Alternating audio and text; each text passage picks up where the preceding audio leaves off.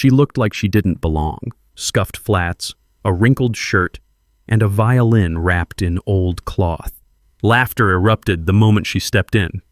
Did janitorial staff get lost? Is this a music audition or a charity casting call? Someone tossed her a plastic chair. Save the leather ones for real musicians. A student shoved a dusty, out-of-tune practice violin into her hands. Let's hear what a supermarket cart sounds like. She said nothing. She just sat down and played. By the third note, the room froze. What they thought was trash had just made the walls tremble. The auditorium of the prestigious Harmony Conservatory hummed with anticipation, its velvet seats filled with polished performers clutching gleaming instruments. At the back of the room, almost invisible against the grandeur, sat Elena Harper. Her plain linen dress, slightly frayed at the hem, hung loosely on her slender frame. Her old canvas shoes, scuffed and faded, peeked out beneath the fabric. Her dark hair fell in soft, unstyled waves over her shoulders, framing a face that was striking in its simplicity, beautiful, but deliberately unadorned. At 19, Elena carried herself with a quiet strength, her hazel eyes scanning the room with calm observation.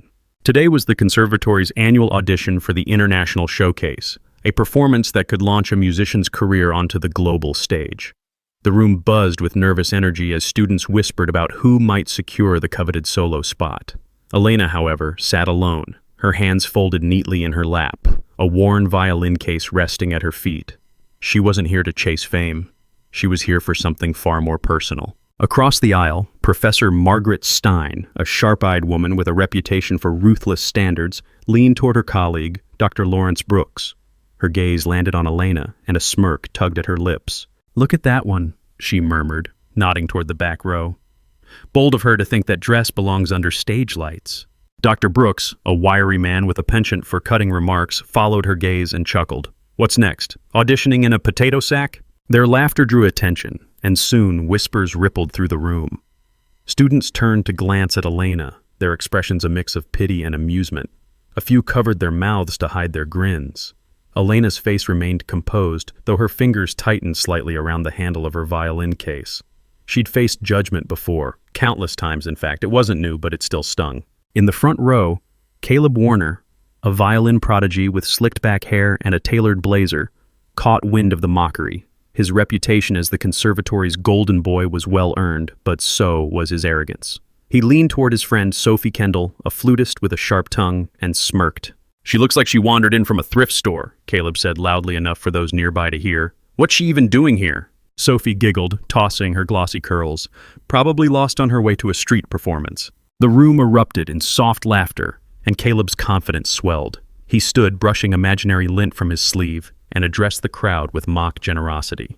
"To be fair," he called out, his voice dripping with sarcasm, "let's give her a chance, at least for our entertainment." The laughter grew louder, bolder. A few students clapped as if it were a performance in itself. As Elena crossed the room to retrieve her violin case, Sophie Kendall stood abruptly, her flute glinting under the chandeliers. "Hold on," she called out, her voice sharp and theatrical. "Let's make sure everyone gets a good look at our star performer." She gestured at Elena's dress with exaggerated pity, her lips curling into a sneer. "I mean, really, did you think this was a costume party? Or do you just not own a mirror?" The room roared with laughter, students pointing as Elena's cheeks flushed faintly, not from shame, but from the sheer weight of their malice. Sophie sat back down, triumphant, as whispers of pathetic and embarrassing slithered through the crowd. Elena's eyes flicked toward Caleb, but she didn't flinch. Instead, she tilted her head slightly as if studying him. Her silence only fueled the room's cruelty. Professor Stein raised an eyebrow, amused. "Well, Warner, since you're so charitable, why don't you fetch her an instrument? Let's see if she can at least hold a bow correctly." Caleb grinned and strode to a storage closet at the side of the stage. He returned with a dusty, neglected violin, its varnish chipped, its strings dull and slightly rusted. The instrument was a relic, one the conservatory hadn't bothered to maintain. He thrust it toward Elena with a theatrical bow. "Your Stradivarius, milady," he said, prompting another wave of laughter. Elena rose gracefully, her movements deliberate. She accepted the violin without a word, her fingers brushing the worn wood with a tenderness that went unnoticed by the jeering crowd. She carried it to the stage, her steps steady despite the weight of every eye in the room. The auditorium fell into a mocking hush, anticipation crackling like static. Before Elena could reach the stage, Professor Stein raised a hand, silencing the room with a single gesture, her eyes, cold as marble, fixed on Elena's modest figure. "Ms. Harper, is it?" she said, her voice dripping with condescension. "I must commend your courage. Most people would know better than to waste our time with such a—" She paused, glancing at Elena's shoes. "Humble presentation." The word hung in the air like a slap, and a few students snickered, emboldened by her authority. Elena met her gaze without flinching, but the professor's words cut deeper than the laughter, a deliberate reminder that she was an outsider here. Dr. Brooks leaned back in his chair, folding his arms. "This should be enlightening," he muttered. Sophie whispered to the girl beside her. $10 says she can't even play a scale." Elena stood alone under the spotlight, the harsh beam highlighting the simplicity of her appearance. She adjusted the violin's pegs with practiced ease, her fingers moving with a quiet confidence that contrasted sharply with the room's disdain. The strings, though out of tune, responded to her touch, and within moments she'd coaxed them into alignment. She tested the bow, drawing it lightly across the strings, and a faint, clear note cut through the silence. As Elena adjusted the violin's pegs, Caleb leaned forward in his seat, his voice carrying across the silent auditorium. "Careful with that relic," he mocked, standing to tower over the edge of the stage. He stepped closer, his shadow falling across her, and flicked a speck of dust from his sleeve as if her presence dirtied the air. "Wouldn't want you to break it, or yourself, trying to impress us." A few of his friends laughed, egging him on, and he leaned in, his tone low but venomous. "Why don't you just quit now? Save us all the secondhand embarrassment." Elena's fingers paused briefly on the strings, but she didn't look up, her focus a shield against his looming presence. Caleb snorted from his seat. "Beginner's luck." Elena closed her eyes for a brief moment, as if centering herself. As Elena lifted the violin to her chin, a murmur swept through the audience, growing into a chorus of whispered taunts. "She's actually going to try," one student hissed, loud enough for others to hear. Another added, "Bet she learned from YouTube tutorials." Someone in the back row mimicked a screeching violin, drawing stifled laughter that spread like wildfire. The sound swelled, a collective cruelty that seemed to press against Elena from all sides, daring her to falter. Yet she stood unmoved, her posture straight, her eyes closing briefly as if to shut out their voices, not in defeat, but in defiance.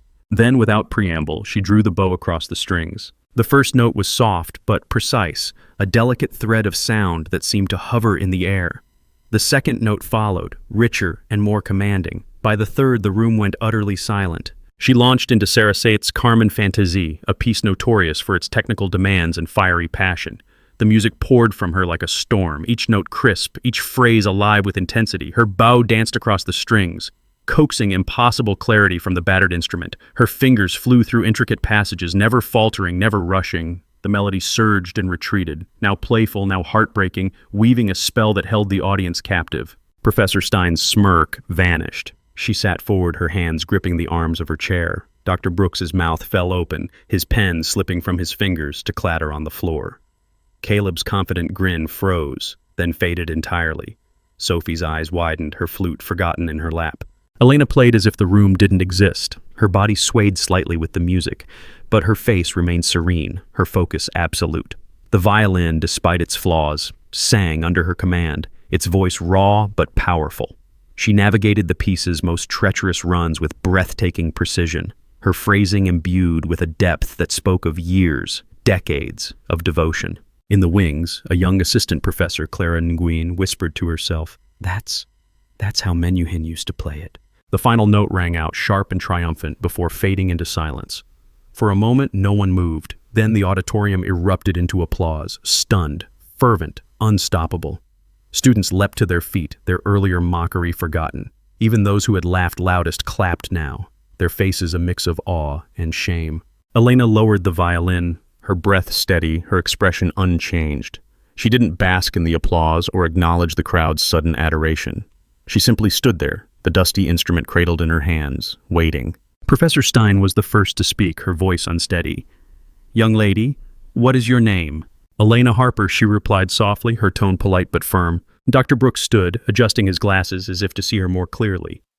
"Where did you train, Ms. Harper? That was extraordinary." The room leaned forward, hungry for her answer. Elena's lips curved into a small, almost wistful smile. "I was Professor Keller's last student," she said, "before he passed. I just wanted his music to keep living." The auditorium fell silent again, the weight of her words settling over them like a fog. Professor Samuel Keller had been a legend, a reclusive genius whose performances had redefined the violin for a generation. He was notorious for refusing formal students, claiming no one was worthy of his time. Whispers had circulated for years that he'd taken on a single apprentice in his final days, but no one knew who, or if the rumor was even true. Clara Nguyen gasped audibly, her hand flying to her mouth. "Keller, you studied with Samuel Keller?" Elena nodded once, her eyes distant. "He taught me for 3 years, until the end." The panelists exchanged glances, their faces pale.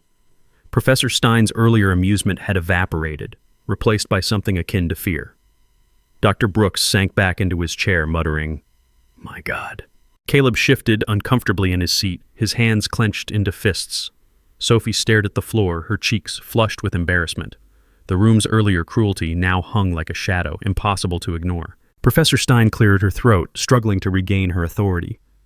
"Ms. Harper, that was an exceptional performance. We'd like to offer you the solo position in the International Showcase. It's a rare opportunity."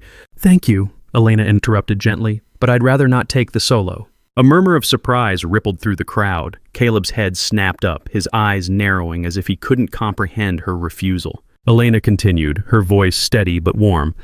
"I'd like to propose something else. There are students out there who love music as much as I do but can't afford to study here.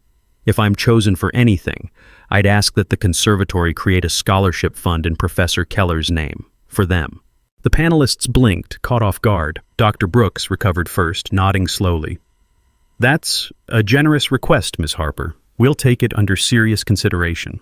"It's not about generosity," Elena said, her gaze unwavering. "It's about what's right. Music shouldn't be locked behind a paywall."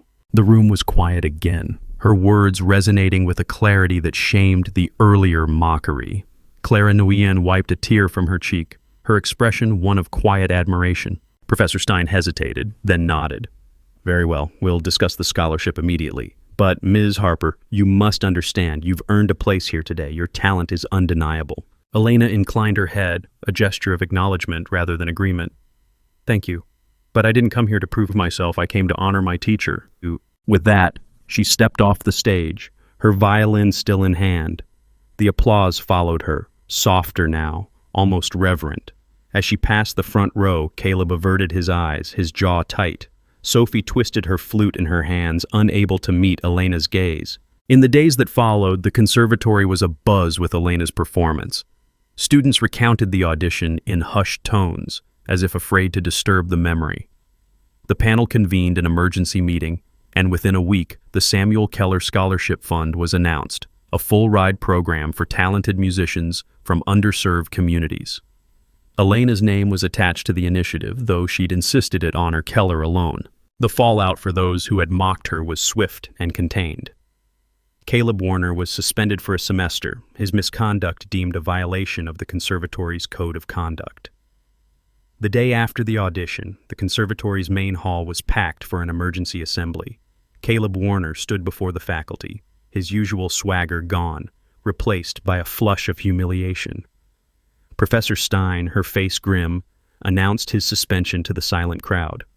"Your actions disgraced this institution," she said, her voice cutting through the air. "You mocked a peer whose talent surpasses your own, and for that, you'll spend a semester reflecting off campus." Caleb's eyes darted to the floor, the weight of every gaze crushing his pride. Whispers followed him as he left, the golden boy now a cautionary tale, his future at Harmony hanging by a thread. Sophie Kendall faced a similar penalty, her scholarship placed under review. Sophie Kendall's reckoning came during a closed-door meeting with the conservatory's disciplinary board. Her scholarship, once a point of pride, was now in jeopardy, her flute performances overshadowed by her role in Elena's humiliation. Dr. Brooks, who had chuckled at her taunts, now sat stone-faced as he read the board's decision. Her funding was under probation, her reinstatement contingent on a public apology and mandatory ethics training. Sophie's hands trembled as she left the room, her sharp tongue silenced, her status among her peers crumbling. The news spread quickly, a stark reminder that talent alone couldn't erase cruelty. Professor Stein and Dr. Brooks issued public apologies, their words carefully crafted but sincere. The conservatory's culture shifted, if only slightly, as students whispered about the girl who'd turned their world upside down. Elena, meanwhile, continued her studies quietly. She attended classes, practiced in empty rehearsal rooms, and declined every interview request that came her way. When asked why she'd refused the solo, she'd only say, "The music matters more than the stage." One evening, as she left the conservatory, a younger student, a timid pianist named Lily, approached her. "Elena," she said hesitantly, "I was there, at the audition. I didn't laugh, but I didn't stop them either. I'm sorry." Elena smiled, her eyes kind. "You're here now. That's what counts." Lily clutched her sheet music, emboldened. "What you did, it changed things. People are talking about the scholarship, about Keller, about you." "I didn't do it for me," Elena said, adjusting the strap of her violin case. "I did it for him, and for anyone who's ever been told they don't belong." As she walked away, her silhouette framed against the setting sun, Lily overheard a passing student whisper to another, "She doesn't need the spotlight. She is the light." Elena's steps didn't falter. She had no need for their praise, no desire for their redemption. She carried Keller's music within her, and that was enough. If this story made your heart pause, don't forget to like, share, comment, and subscribe for more.